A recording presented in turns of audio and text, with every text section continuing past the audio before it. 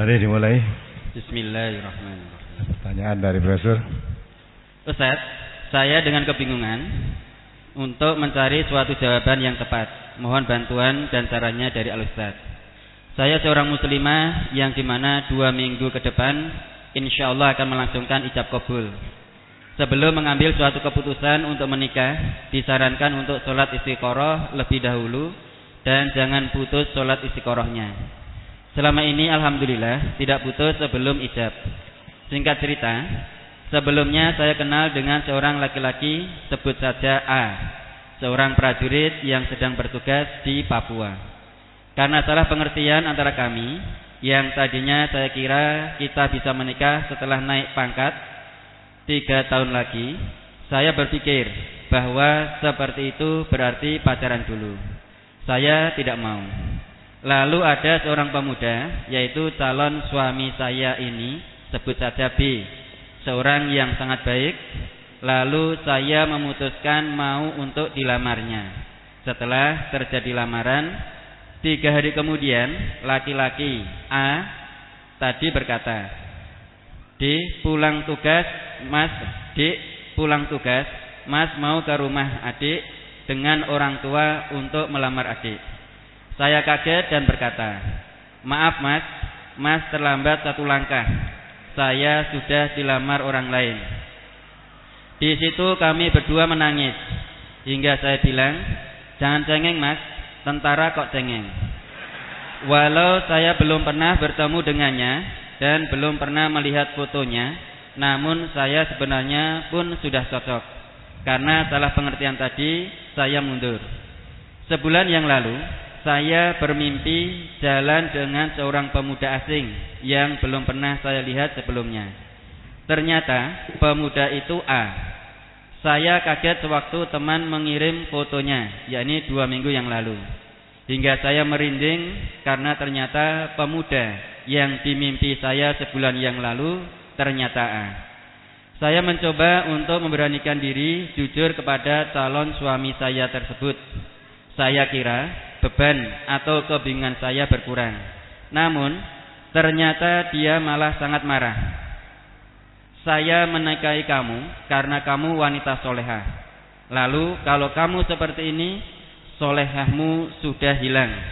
Terus apa yang bisa dibanggakan lagi? Kalau kamu seperti ini, saya pun bisa sepertimu. Tahu resikonya. Saya bingung Ustaz. Di sisi lain saya cukup mantap dengan calon saya itu. Namun bingung apa makna mimpi dan sholat istiqoroh yang katanya jawabannya bisa lewat mimpi atau kemantapan hati. Kedua pemuda itu sama-sama sangat baik. Agamanya pun baik dan mau untuk tidak pacaran. Pertanyaan pertama, apa yang harus saya lakukan Ustaz? Kalau saya menikah dengannya, apakah saya tidak menyakiti karena saya masih punya rasa dengan pemuda A? Dan saya pun takut dengan ancamannya itu, yang mungkin dia bisa mendua juga. Namun kalau mundur, persiapan pernikahan sudah 80%. Berarti menyakiti keluarga kedua belah pihak. Saya tidak pernah cerita dengan keluarga karena takut membuat pikiran orang tua. 2. Bagaimana dengan mimpi itu? Apakah itu jodoh saya atau hanya mimpi bunga tidur yang hanya kebetulan orang asing di mimpi itu pemuda A Ustaz? Cukup. Jadi baik kabeh wae. Semuanya gimana kalau saya nikah berdua, gitu aja dicoba tanya. Nah, itu maka orang itu jangan sok pacaran, ya dah. Jangan sok janji-janji. Ya. Allah telah menurunkan idza azamta fatawakal 'ala Allah. Kalau sudah mempunyai kekuatan atau keinginan yang kuat untuk melakukan sesuatu, tawakal 'ala Allah. Allah mengatakan wa may yatawakkal 'ala Allah fahuwa hasbuh. Orang yang bertawakal kepada Allah, berserah diri kepada Allah, Allah yang menjadi penanggungnya. Ya. Nah, awalnya bagaimana? Kamu masih mempunyai kangsen janji kok mau dilamar orang. Itu kan tidak betul kan? Mestinya janji itu diputuskan dulu baru menerima lamaran. Ya.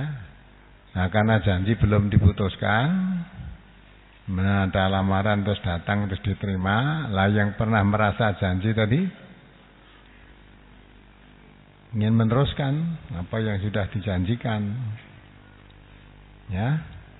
Nah, kalau kamu meneruskan nikah dengan itu, yang tadi kecewa. Kalau kamu putuskan sudah 80% tadi, yang kecewa banyak. Ya, yang kecewa bukan laki-lakinya itu saja. Kedua orang tua pun, calon mertua dan orang tuamu sendiri mesti kecewa semua. Karena sudah mateng, mesti wes ulem-ulem barang. Ya kan? Sudah ulem-ulem, sudah kabar-kabar kesana kemari, tahu-tahu tidak jadi. Tahu tidak jadi, ya, terus beralih pada laki-laki yang lain. Nah, nanti akan suaramu sangat jelek. Itu wanita mata keranjang akan begitu. Sebenarnya yang mata keranjang itu biasanya siapa? Laki. Nanti ini juga sudah tinggal 80%, tinggal 20% laksana kok tinggal ngalih. Itu kan? Maka orang kok istikharah itu mesti alamatnya mimpi tidak. Ya kemantapan dalam hatimu. Nanti ternyata kamu dua-duanya mantap, ya sipek kabeh wae. Sudah. Meninggalkan ini ya bagaimana, ninggalkan itu bagaimana. Nah, kalau wanita ini kelarisan, susah, maka harus pandai menjaga diri, pandai menjaga diri. Jangan semua diiyani, kacau kan jadinya.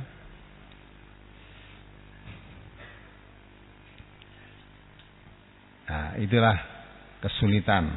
Kalau kembalikan pada tuntunan Al-Quran, wa man arada an dzikri fa innalahu ma'isyatan dongka. Orang yang mengabaikan peringatan tuntunan dari Allah mesti ngalami kesempitan hidup. Nah, sekarang kamu sempit hidupmu. Walaupun mestinya orang mau jadi mantan itu seneng, mestinya tinggal hari H sudah ditentukan, tinggal nunggu pelaksanaan, tapi sempit, susah.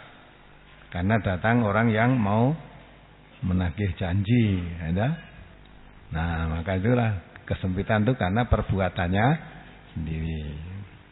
Nah, lebih baik dimusyawarahkan saja dengan orang tua, dengan laki-lakinya tadi juga, ya, dengan orang tua, dengan laki-laki tadi.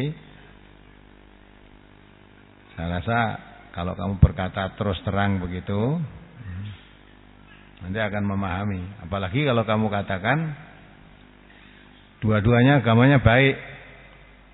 Kalau dua-duanya agama baik, saya rasa tidak akan rebutan wanita. Ya.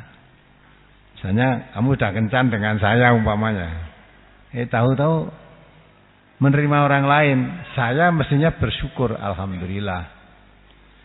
Dia menerima orang lain belum kebacut jadi istri saya. Andai kata kebacut jadi istri saya mau menerima orang lain, apa yang terjadi? Nah, gitu kan? Kalau saya agama saya kuat mesti begitu caranya. Tidak malah dendam, tidak. Oh, berarti orang ini siapapun yang mau menemani hidupnya diterima. Lah, alhamdulillah. Belum jadi istri saya sudah menerima orang lain. Andai kata sudah jadi istri saya tinggal tugas menerima orang lain, betapa sakitnya hati saya. Nah, kayak gitu sih. Itu kalau agama kuat berpikirnya begitu. Ya. Terus yang sudah mau nikah tadi, kalau agamanya kuat juga berpikir begitu. Saya tidak tahu kalau kamu ternyata sudah punya kencan. Ya, tidak tahu. Dan ternyata saya yang lamar, kamu terima. Nah, kalau sekarang kamu dalam keadaan bimbang antara dia dan saya, sudah lebih baik kamu ikut dia saja, saya lepaskan kamu. Saya tak cari yang lain yang tidak bimbang dengan saya lah gitu. Ya kan? Karena Nabi kita juga mengatakan dak ma yuribuka ila ma la yuribuk. Tinggal yang kamu ragu, kerjakan yang kamu tidak ragu. Nah, tidaklah kamu misalnya yang sudah 80% tadi rela melepaskan kamu, dah lepas, dah kamu ngeboti karena melarang lamar sisa. Wis gelo, hatimu wis rono separuh gitu. Hatimu sudah ke sana separuh. Kamu lari ke sini itu tinggal berapa persen. Wah. Wis malah rentok kono, rentok kene. Nah, mengapa begitu? Itu salah dewi. Bukan salah keduanya, bukan. Dia tadi sang tugas merasa nanti ngelamar, setelah selesai tugas akan diberi kesempatan lamar. Bareng Anda cuti pulang mau ngelamar ternyata sudah diambil orang. Lah yang sudah mau nikah sudah 80% tadi ya tidak tahu kalau kamu ternyata sudah dan sama orang. Kenapa kamu menerima lamaran saya? Kamu sudah mau sama orang itu kok. Ya, nah sekarang kamu mantap yang mana? Kalau mau mantap sama dia ya tinggallah. Saya tidak apa-apa. Walaupun sudah 80%, ya apa-apa yang sudah saya berikan kepadamu ya kembalikan pada saya. Gitu kan? Kan biasanya kalau sudah memberikan apa-apa tuh kan. Mungkin calon mahar, mungkin cara jawane tukon dan sebagainya tuh. Ya, tukon. Balik nang aku, tak tukune wong liya gitu. Nah, sekarang bagaimana? Istafti qalbak. Minta fatwa kepada hatimu. Mana di antara kedua itu yang kamu mantap? Ya, yang kamu mantap. Kalau kedua-duanya mantap, setan gitu. Ya, karena perempuan tidak boleh nikah lebih dari satu. Nah, maka dari itu lebih baik mantapkan salah satu. Kalau sudah bulat kemantapan saya dengan si A atau dengan si B, fatawakal Allah. Tawakal, serahkan diri kepada Allah. Tapi permasalahannya perlu dijelaskan. Ya. Pada yang lamar pertama tadi, mengapa saya tidak segera menerima kamu? Karena kamu juga saya tunggu-tunggu lama tidak melamar-lamar dan sebagainya, sehingga karena tidak ada kepastian. Saya menunggu kamu, ya kalau nanti kamu betul, kalau tidak, dan saya selak butuh, itu kan? Dengan adanya laki-laki ngelamar, saya terima. Kebetulan saya juga cocok. Terangkan apa adanya begitu. Nah, ini pelajaran bagi yang lain. Nah, jangan suka cinta segitiga, ya toh? Segi dua saja, jangan segitiga. Ketaatan istri pada suami itu andai kata boleh sujud, itu sampai disuruh sujud. Tapi karena sujud selain kepada Allah itu enggak boleh, maka ya tidak. Sampai Nabi menggambarkan tadi begitu seharusnya ketaatan seorang istri kepada suami, andai kata boleh sujud itu disuruh sujud. Karena sujud itu haram kepada selain Allah, maka tidak disuruh sujud pada suaminya. Gambarannya sampai begitu.